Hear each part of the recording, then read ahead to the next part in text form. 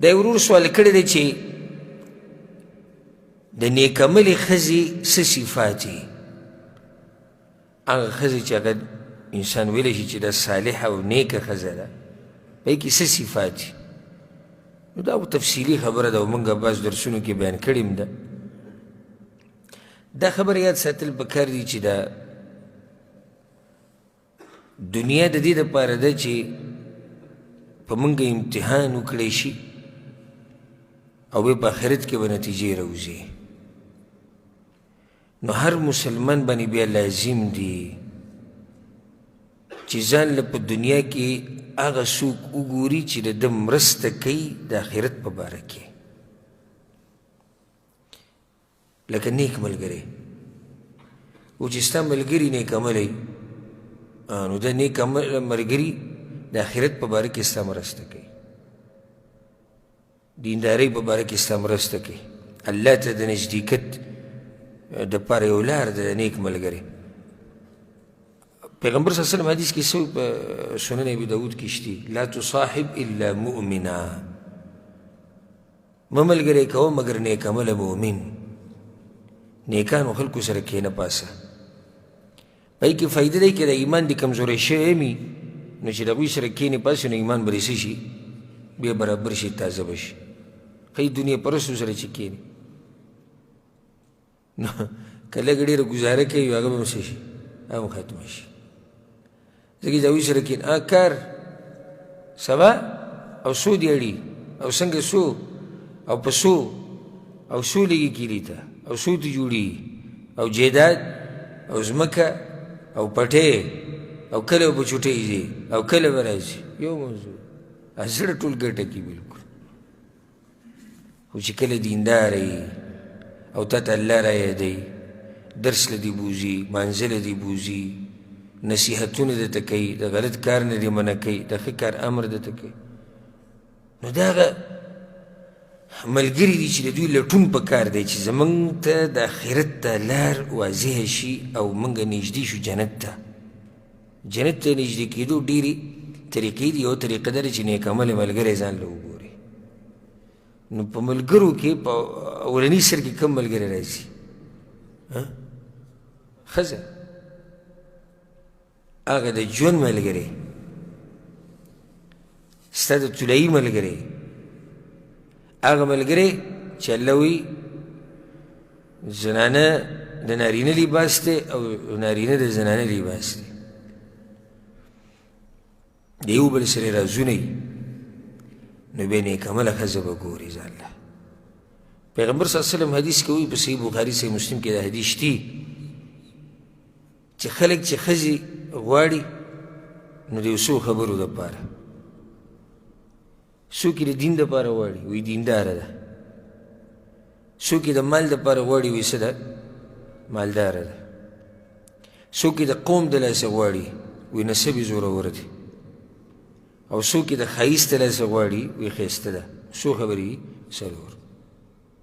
پیغمبر وایي فاظفر بذات الدین تربت یداک. په دې څلورونو کې پیغمبر صلی الله علیه وسلم وایي دغه د دین دا خبره وایي مضبوطه راونیسه، کامیاب به اوسي. یو ښځه که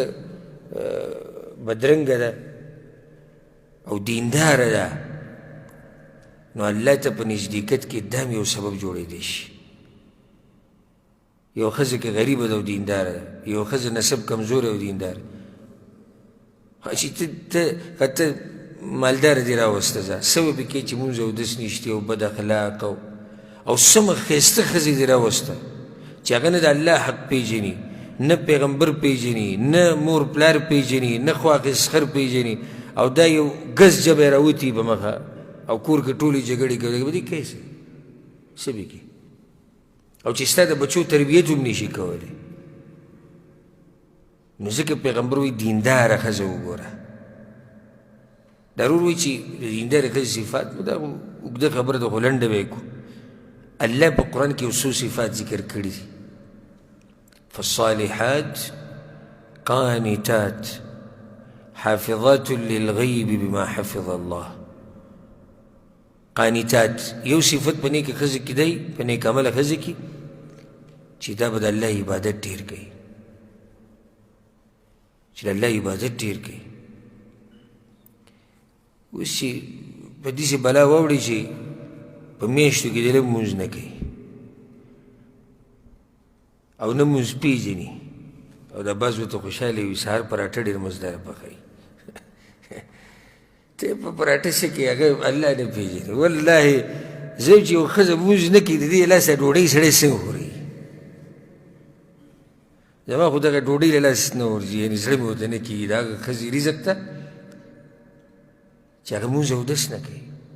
الله نه پېژني، پیغمبر نه پېژني، عقیده یې نه ده معلومه. ناولنی صفت به پکې دی چې دا به د الله بندګي ډېره کوي، حافظات للغیب ما حفظ الله. د خاوند په غیبوالي کې به د خاوند د مال او د عزت خیال ساتي. د خاوند په غیبوالي کې به یعنې چې خاوند نه په سفر تللی دی، مزدورۍ له وتی دی، څه کار له وتی دی، دا به د خاوند د مال، د خاوند د عزت او د خاوند د بچو خیال ساتي. یو حدیث کې راځي، ډېر ناشنا روایت ته امام احمد راوړی دی، ابو هریره رضی الله عنه روایت دی. د پیغمبر د حدیثونه ډېر خواږه او ډېر مزېدار دي، الحمدلله چې زموږ سره واسطه ده. زمونږ د سلفیت د منهج دیم دغه بس د الله خبرې دي او د پیغمبر خبرې دي او د صحابه کرامو خبرې دي او د ښکلی صفا سوتره منهج. نو دې باب کې دا حدیث ډېر مزېدار حدیث دی. ابو هریره وایي یو پیر پیغمبر صلی الله علیه وسلم ته وویلی شو چې یا رسول الله ای النساء خیر، یعنی په ښځو کې غوره ښځه کومه یوه ده؟ لکه څنګه چې ورور سوال کړی. نو پیغمبر صلی الله علیه وسلم ورته التي تسره اذا نظر الیها، چې خاوند ورته وګوري او خوشحاله شي، چې خاوند ورته وګوري څه شي؟ خوشحاله شي. چې ته کور ته ورننوځې او ستا نظر پرې پرېوځي او ته خوشحاله شي او سکون درته میلاو شي. بعض وروڼه په داسې امتحان کې پراته دي چې کور چابي تو کې ورننوځي او ته وسړې د دې پی نشته او د هغه پمپرې نشته او پلار دې نن بیا غوسه و او مور دې نن بیا دا ووي او خور دې دا ووي او ورور دې دا ووي او وړه نشته او پی نشته او شملې نشته. سړی وایي چې الله اوس د دې بلا نه مې د الله خلاص کړي. نو بیا دی بهر پروت وي، بهر پروت وي. ما لکه ما ته بعض کسان د بعض مباره کې ووي دی د شپې ناوخته پورې بهر وي. نو غریب به دغې داسې ښځه به اورېدلی چې هغه کور ته ورځي طبیعت ورله ښه خراب کوي، وایي چې څومره بهر یم ښه یم. یا یو نیمه ښځه باندې سړی واوړي د ځان خیال نه ساتي، صفایي نشته،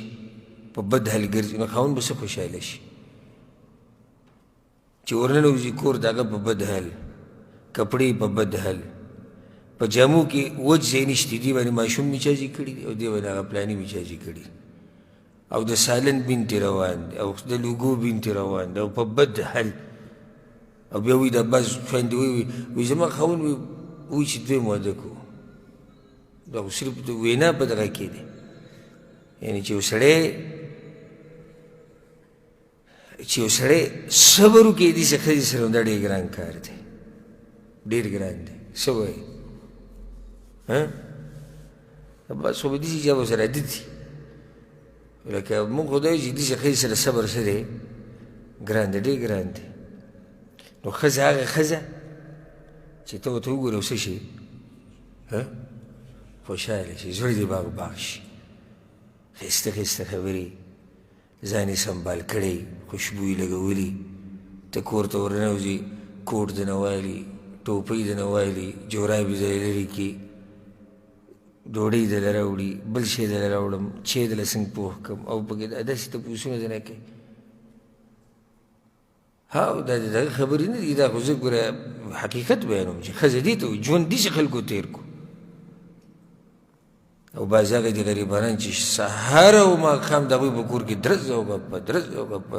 کنځلې او جګړې او وهل ټکول او طبیعت ده او وخت ده او دې ده د دوی د ژوند ډېر تنګي او د کور دا مسلې نه دي د ګورې سړی لیونی کوي سم خیال دی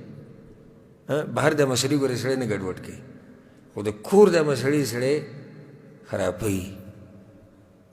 نو چې ښځه داسې چې تو ته وګورې خوشحاله شي وتطیعه اذا امر پیغمبر وی بل پکې دا صفت دی چې خاون ورته څه وایي هغه کوي چې خاون ورته څه وایي هغه کوي ولا تخالفه في نفسها ولا في ماله بما يكره او هغه څه نه کوي د خپل ځان په باره کې او یا د مال د خاوند د مال په باره کې چې هغه د خاوند بدي شي یو حدیث کې داسې راځي امام نسائی دا حدیث راوړی دا قسمه خبرې د دې هلکانو ډېرې خوښې ده ودونه یې چې نه یې کړي هسې ورته خاندي را خاندي خو دا بعض به ما ته دا وایي چې زمونږ په موقع تللی ته موږ ته څه له بیانې دا موقع چا ویلېږدلې دا دویمه به څوک کوي او دا درېیمه به څوک کوي او دا څلورمه به څوک کوي موقع تللی ده هېڅ موقع نه تللی او اوس که څلور یې کړي خو څه ووایم نو که څلور یې کړي هغه جدا مسله ده دې حدیث ته غوږ کښېږده ګوره پیغمبر صلی الله علیه وسلم وی تاسو ته د هغه زنانه خبر در نه کړم چې په جنت کې هم ستاسو زنانه یعنی جنتي زنانه کل ودود ولود مینه ناکه ښځه او چې بچي ډېر راوړي بچي ډېر راوړي دا خو واضحه ده خو چې څه مینه ناکه یي مینه ناکه یي نو دا مینه ناکه څنګه ده پیغمبر صلی الله علیه وسلم وګوته کې دا زما خبرې نه دي ګورې خو دا خبرې افسوس دی چې زمونږ اکثرو مولیانو پټې ساتلي زموږ معاشرې په تیارو کې پاتې شوي دي ښځه خاوند به یو بل سره ژوند څنګه تېروي دا نه دي بیان شوي او که بیان یې کړي سبا له یو را روان وي په برید مولوي صاحب تا خبرې وکړې سپیکر کې بهر ته راغلې څه چلو شو دا خو د دین مسلې دي په کور کې چې په واده کې سندرې لګېدلي او د زنانه ټولې ګډېږي او د نارینه ګډېږي او دا ډمتوب رواني او دا بې پردګي په کور کې رواني یو ونه وي چې یاره دا څه خبرې خو که چېرته یو عالم دیني مسله بیان کړه چې د معاشرې پکې خیر دی وایي دا مسلې څوک په سپیکر کې یاره اوس دا مسله پیغمبر کړې ده او د هغه نه زیات غیرتي څوک نشتی مګر یو الله ټول نه زیات غیرتي الله دی او بیا پیغمبر صلی الله علیه وسلم څه وایي دا مینه ناکه ښځه کمی زموږ دا خبره تاسو هم واورئ او زمونږ خویندې میندې دې هم واوري د ښه ژوند تېرولو طریقه ده اذا غضبت